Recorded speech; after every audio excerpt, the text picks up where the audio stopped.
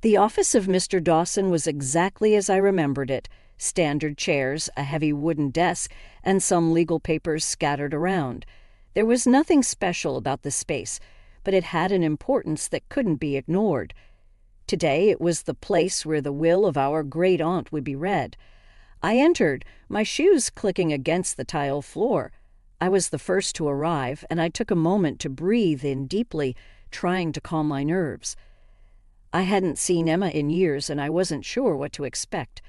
We had grown apart, our lives taking different paths after our parents' tragic accident. While I chose to stay close to home, helping our great-aunt and soaking in the local community, Emma moved to the city. She often said it was to chase bigger dreams. Not long after, I heard the door open again. I didn't need to turn around to know who it was. The perfume was unmistakably Emma's. "You're late, Clara," she said with a hint of annoyance. I turned to face her, noting how she hadn't changed much. She still had that assertive walk and a look that often sized people up within seconds. "I'm on time. You're early," I replied, trying to keep my voice neutral. She smirked. "Always trying to play the good girl, aren't you?" Ignoring her comment, I took a seat. The room felt colder with her in it. I looked at the lawyer's desk and then back at Emma, who was busy scrolling on her phone, her long fingers moving swiftly over the screen. "Can we get this over with?"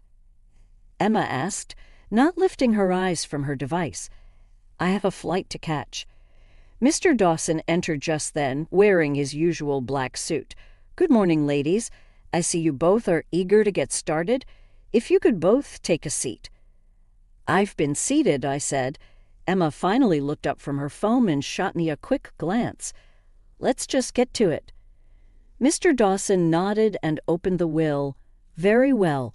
I'll read the details, and then we can discuss the division."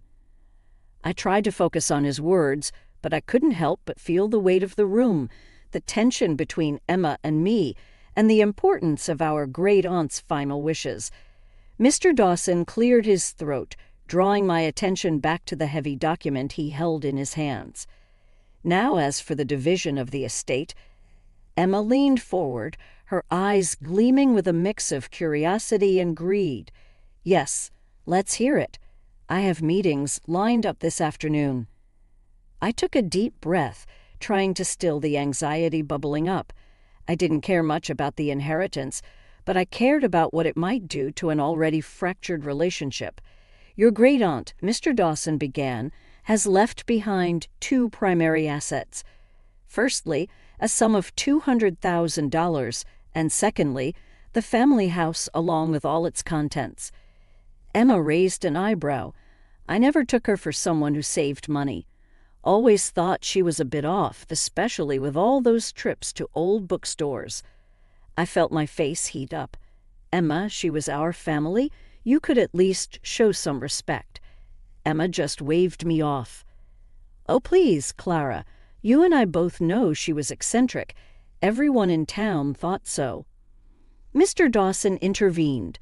"Ladies, can we please focus on the matter at hand? You'll need to decide who takes what." "Obviously, I want the money," Emma declared without hesitation. I paused. Truthfully, I could use the money too, but the thought of selling our family house, filled with so many memories, was heartbreaking. "Maybe I want the money too," I countered, my voice shaking slightly. Emma laughed. "Oh, Clara, what will you do with that kind of money here in the middle of nowhere?" Before I could reply, Mr. Dawson chimed in, "The house is in good condition, especially for its age. It has quite some value." Emma's interest was immediately piqued. "Is that so? Maybe I should take a look at it then. I work in real estate after all." I felt a pang of worry if Emma decided she wanted the house after all. I wasn't sure I had the strength to fight her for it. As Emma mulled over her options, Mr. Dawson leaned over, pulling out an envelope from his drawer and handing it discreetly to me. "Your great-aunt wanted you to have this," he whispered so that only I could hear. Written on the envelope were two words, "Yellow Room." Curious, I tucked the envelope into my bag, deciding to look at it later when I was alone. Emma, seemingly having made up her mind, announced, "All right, let's go see this house. But I'm warning you, Clara, if it's not up to standard, I'm taking the money." I nodded, "All right, let's go." The drive to the old family house felt longer than I remembered. Trees seemed to stretch endlessly on both sides of the road, occasionally giving way to open fields. There was something comforting about this familiar journey, even if the circumstances were anything but. Emma drummed her fingers on the steering wheel impatiently. "It's been ages since I came down this road. I had forgotten how much I hated it." "Why did you hate it?" I asked, genuinely curious. This place was always too quiet, too slow for me. I always felt like a bird trapped in a cage. "Remember how I always talked about leaving?" I nodded. "Yeah, but I never thought you actually would." Emma scoffed. "Of course I would. There's a whole world out there. But look at you, still stuck in this town, living the same life day in, day out." I looked out the window. "It's home, Emma. It's where we grew up, where our parents and great-aunt lived and loved." She just shook her head, clearly not understanding. We soon reached the driveway leading to the house. The gravel crunched under the tires as we made our way up. It was a large 2-story structure, slightly worn from the years, but still standing strong. The garden had overgrown with weeds, taking over the flower beds, but the house still held a certain charm. Emma parked the car and looked at the house skeptically. "This is it? Looks like a dump." "It's an old house," I defended. "It just needs a bit of love." She smirked. "Well, you would know all about that, wouldn't you?" Ignoring her jab, I headed towards the front door, key in hand. As I turned the lock and pushed the door open, memories flooded back. The scent of fresh cookies baking, the sound of our great-aunt's laughter, the feel of the carpet under my feet as I played with my toys. Emma walked in, surveying the rooms critically. "This place is going to need a lot of work if it's going to sell for a decent price." "I thought you wanted the money," I asked, trying to hide my relief. She shrugged. "I did, but if this place is worth as much as that lawyer thinks, maybe I should reconsider."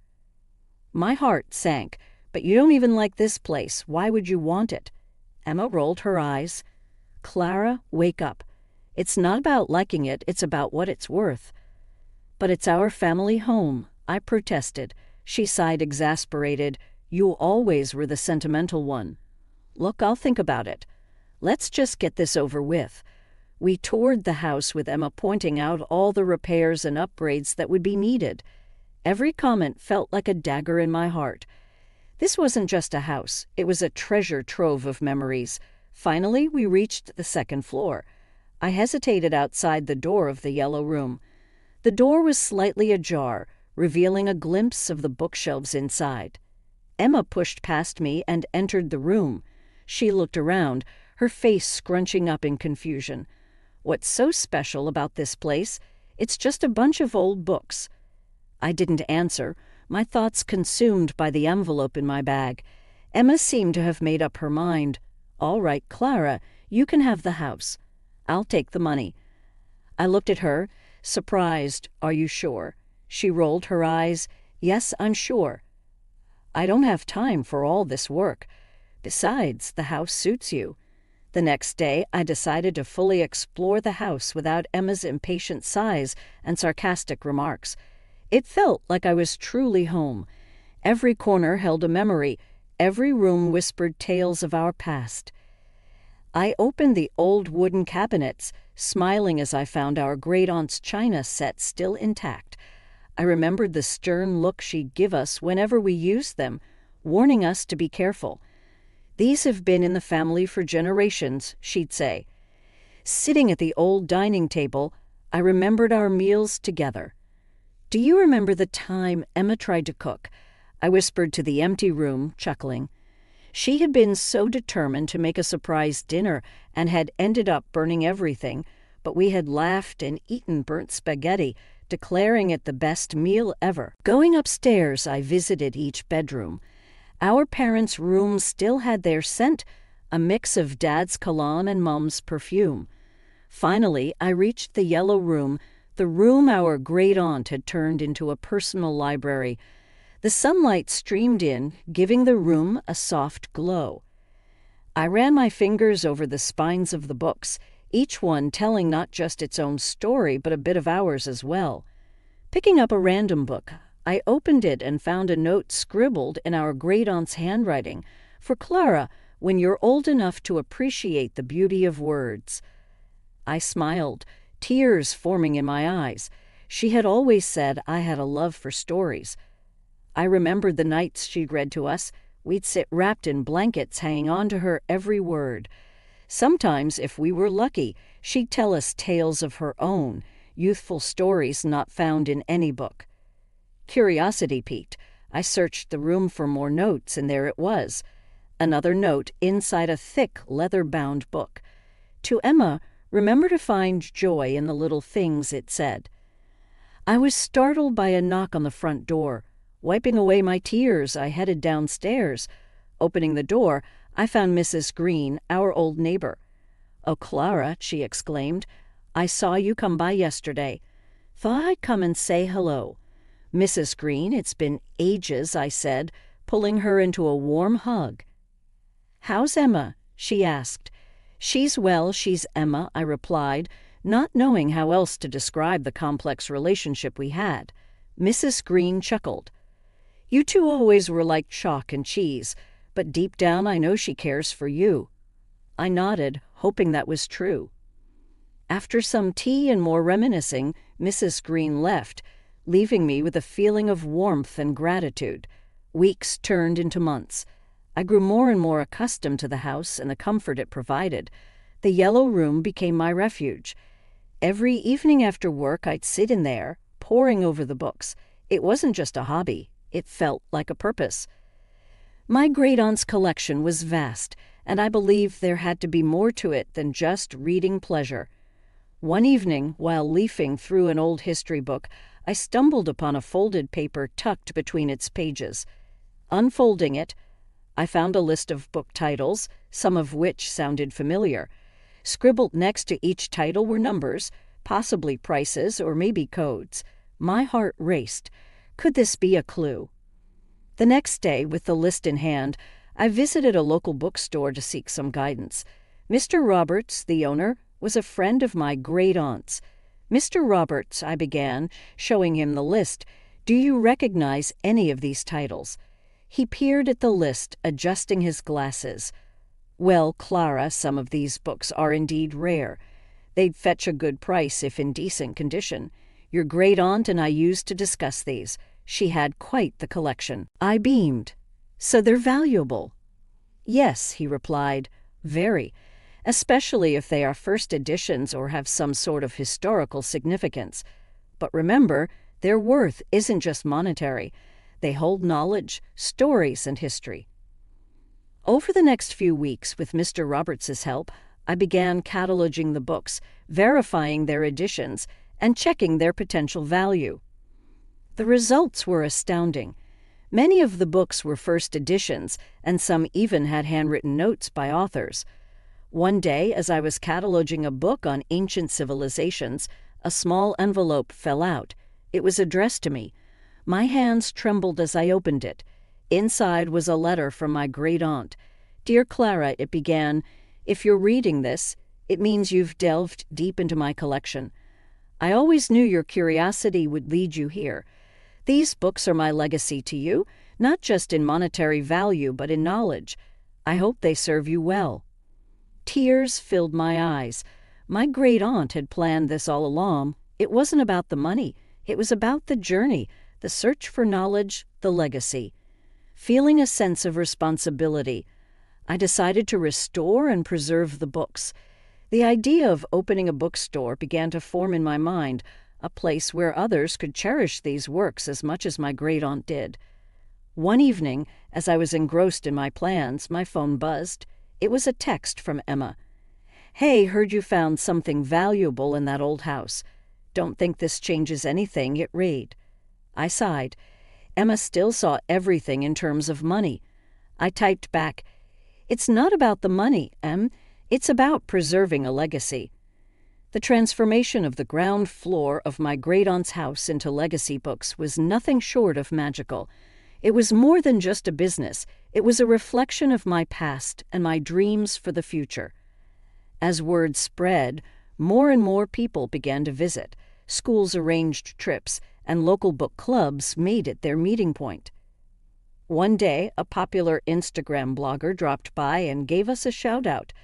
The popularity of legacy books skyrocketed. Late one evening, as I was winding down, my phone buzzed. It was a call from Emma. We hadn't spoken since our unpleasant encounter after the will reading. I hesitated but answered. "Hello, Clara." Emma's voice dripped with sarcasm. "I've been seeing your little project all over social media. Quite the success story, aren't you?" Taken aback. I replied, "Yes, Emma, the bookstore is doing well. What do you want?" "I want what's rightfully mine," she snapped. "You owe me, Clara." "Owe you?" I retorted. "I took what was left to me in the will and I made the most of it. That's it." She scoffed. Of course, playing the innocent card. "Well, here's the deal. You're going to give me some of that money you're making." "Why would I do that?" I asked. "Because," her voice turned cold, "if you don't, things are going to get very uncomfortable for you. You've got a reputation now, and it'd be a shame if something were to tarnish that." I felt a rush of anger. "Are you threatening me?" She laughed, devoid of any warmth. Considerate, friendly advice. Think about it. The line went dead.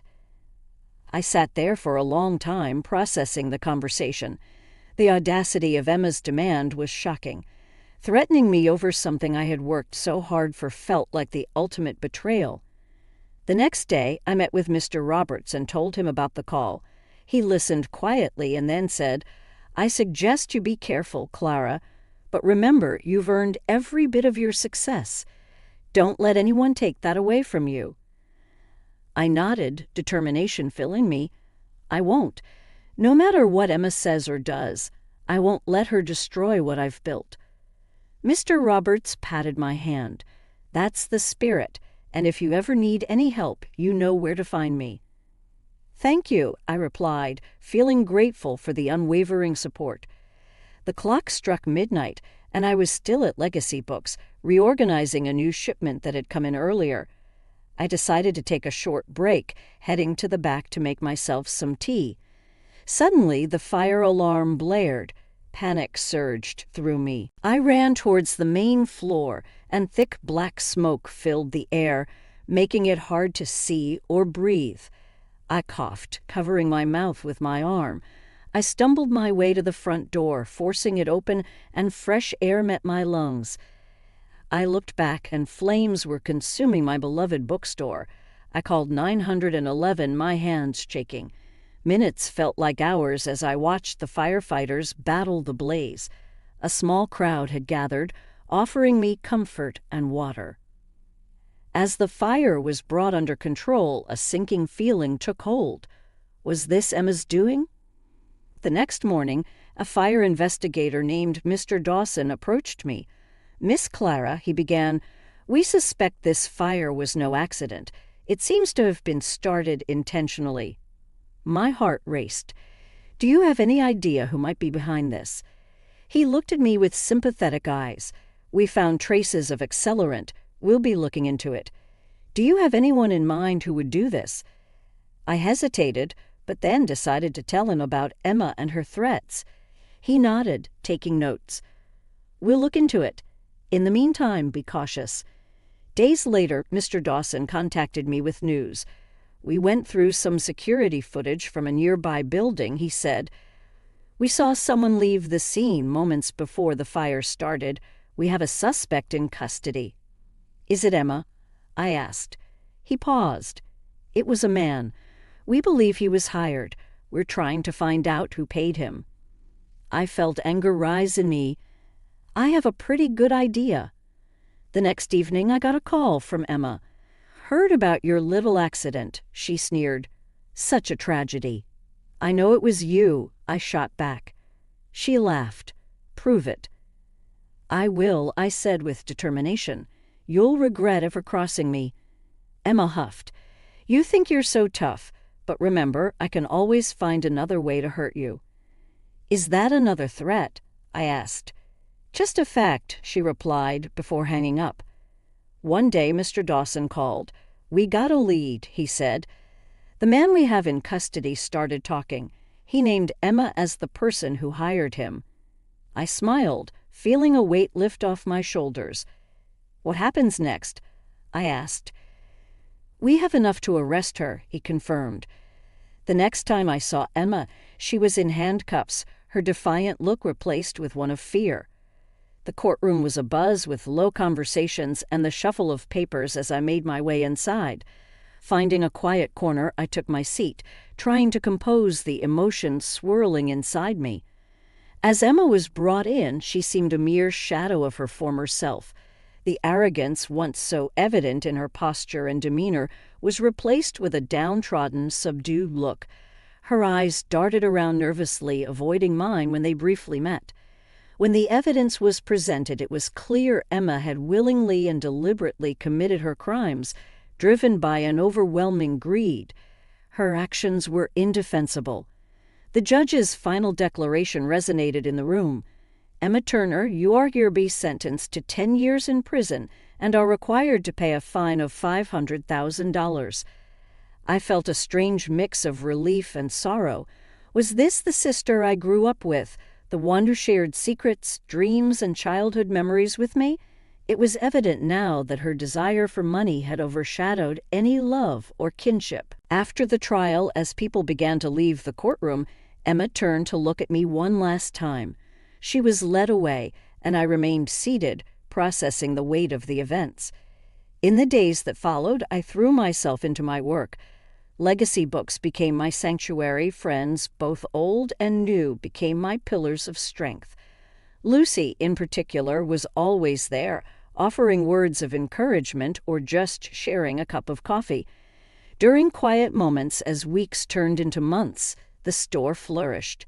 One evening, while organizing some books, Lucy asked, "What's next for you?" "I want to grow," I replied, looking around the store. "Not just here, but personally. I want to explore, learn, and experience more of what life has to offer." She smiled. "I'm sure you'll do great things, and I'll be here cheering you on." The past held painful memories, but the future beckoned with promise. I had faced betrayal at its worst, but it had only made me stronger.